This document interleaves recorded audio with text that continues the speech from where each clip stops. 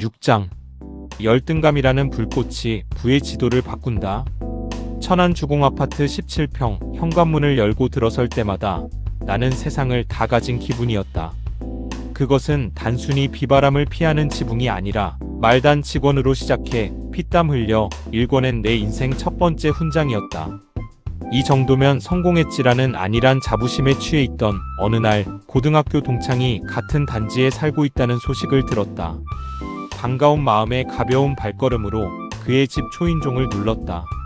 하지만 문이 열리는 순간 내가 공들여 쌓아 올린 자산의 성벽은 처참하게 무너져 내렸다. 그는 24평에 살고 있었다. 고작 7평의 차이였지만 그 공간이 뿜어내는 밀도는 상상을 초월했다. 탁 트인 거실에는 당시 월급쟁이 형편으로는 꿈도 꾸기 힘든 고급 가구들이 위용을 뽐내고 있었고, 벽면을 가득 채운 서재의 전집들은 범접할 수 없는 지적인 권위를 내뿜었다.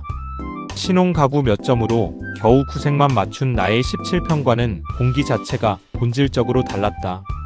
7평이라는 물리적 거리는 내가 감히 넘지 못할 보이지 않는 계급처럼 보였다. 화려한 가구들에 비친 나의 초라한 행색에 아연실색할 수밖에 없었다.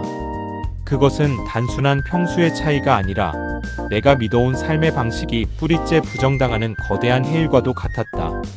단순히 평수를 넓히는 문제를 넘어 자산의 궤적을 근본적으로 바꾸지 않으면 이 보이지 않는 벽을 결코 넘을 수 없다는 사실을 본능적으로 직감했다. 머릿속이 하얘졌다. 내 기억 속에 그는 우등생과는 거리가 한참 멀었다. 수업 시간에는 늘 뒷줄에 앉아 멍하니 창밖을 바라보거나 교과서 귀퉁이에 낙서하기 바빴던 그야말로 존재감 없던 친구였다. 솔직히 말해 나는 속으로 그가 나중에 사회에서 무엇이 될지 의문스러워하며 은근히 무시하는 마음을 품기도 했다. 그러나 내 눈앞에 펼쳐진 현실은 잔인할 만큼 명확했다. 그는 이미 이 지역에서 입지를 다진 대형 태권도 학원 원장으로 확고한 위치를 점하고 있었다. 내가 가진 것보다 더 넓은 집과 여유로운 삶을 소유한 그 낯선 성공 앞에서 내가 느낀 감정은 당혹감을 넘어선 서늘한 질투였다. 서재를 가득 채운 고가의 전집들을 보며 나는 자신을 질책했다. 하지만 그것은 자존심이 깎여나간 내가 그의 노력을 애써 부정하려는 비겁한 방어기제였음을 곧 깨달았다. 공부가 전부라는 틀에 갇혀 평범한 직장인의 삶에 안주하고 있을 때 그는 거친 야생의 시장에 몸을 던져 자신만의 성공 방정식을 풀어낸 것이다. 학교 성적이 인생의 성적표와 직결되지 않는다는 사실을 나는 그날 뼈아프게 학습했다. 그날 밤 천장만 바라보며 뜬 눈으로 밤을 지새웠다. 어둠 속에서 차갑게 자문했다. 도대체 무엇이 잘못된 것인가? 사회라는 전쟁터는 교과서 지식이 아니라 실전 임기응변과 생존력으로 승패를 가린다는 사실을 뼈저리게 통감했다. 며칠 후 나는 들끓는 질투심을 짓누르고 그와 다시 마주 앉았다. 그는 내가 기억하던 서툰 소년이 아니었다. 누구보다 사회의 흐름을 예리하게 읽어내고 사람의 마음을 얻는 탁월한 친화력을 갖춘 노련한 전략가였다. 냉정하게 나 자신을 투영해 보았을 때 직책이나 수입, 미래의 가치 중 어느 것 하나 내세울 것이 없었다. 가슴 속에서 타오르던 참담한 열패감은 반드시 부자가 되어야겠다는 서슬퍼런 집념으로 치환되기 시작했다. 월급쟁이의 틀 안에서는 이 거대한 간극을 결코 메울 수 없다는 것을 깨달은 순간 나는 안일했던 인생의 궤도를 완전히 비틀기로 결단했다. 부의 궤도에 진입하는 4대 절대 원칙. 첫째, 치밀한 분석으로 리스크를 선멸하라.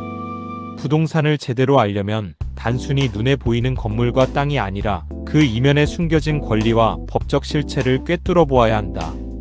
요행을 바라는 투기는 도박일 뿐이다. 토지대장, 등기부등본, 토지이용계획 확인서 등 모든 공적 장부를 꼼꼼히 대조하여 철저히 데이터로 승부해야 한다. 또 확인하는 자만이 소중한 자산을 지키는 견고한 방패를 가질 수 있다. 둘째, 망설임을 끊고 저돌적으로 실행하라.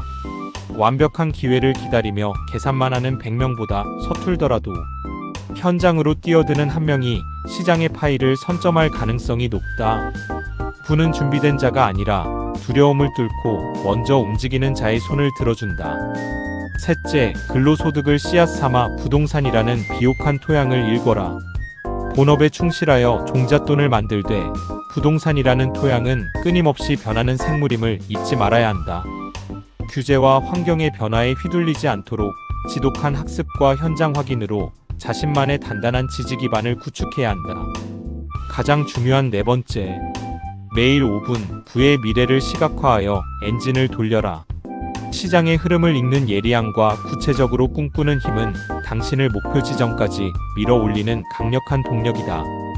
도달할 고지를 명확히 그리지 못하는 전략은 결국 길을 잃고 침몰할 뿐이다. 타인의 성공을 마주하며 느꼈던 그 뜨거운 질투를 나는 결코 부끄러워하지 않았다. 오히려 그 감정을 냉소나 자학으로 낭비하지 않고 나를 완전히 개조하는 강력한 에너지로 전환했다. 집요하게 매달린 그 에너지는 마침내 나의 자산 궤적을 완전히 뒤바꾸어 놓는 동력이 되었다.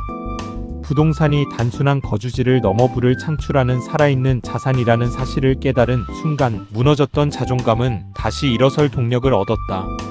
학교 성적표는 사회라는 문을 여는 순간 아무런 힘이 없는 종이 조각에 불과할 수 있다는 사실을 몸소 체험했다.